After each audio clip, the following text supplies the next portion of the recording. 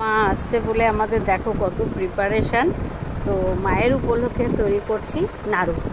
নাড়ুর জন্য কি কি লাগবে, নারকেল কোড়া আর এদিকে হচ্ছে খেজুরের গুড় আছে, এটা দিয়ে ভালো করে মেখে নেব, তারপরে কড়াইতে দেব।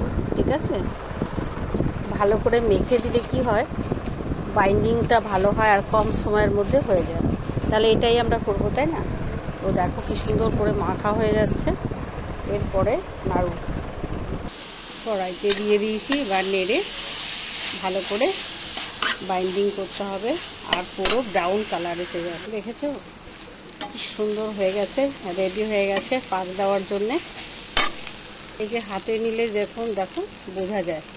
তো একদম এই দেখো তৈরি হচ্ছে নাড়ু। আর দেখো টুক টুক করে তেল পড়ছে, দেখেছো টুক টুক করে তেল পড়ছে, এত সুন্দর পাক হয়েছে আর খুব সুন্দর বাইন্ড হয়ে যাচ্ছে, একদম অ্যাপ্রোপ্রিয়েট হয়েছে। আর এই দেখো রেডি হয়ে গেছে আমার নাড়ু। চলো তোমাদের সবার ইনভাইট আমার পুজোয়।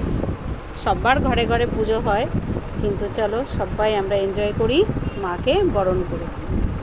নাড়ু কমপ্লিট।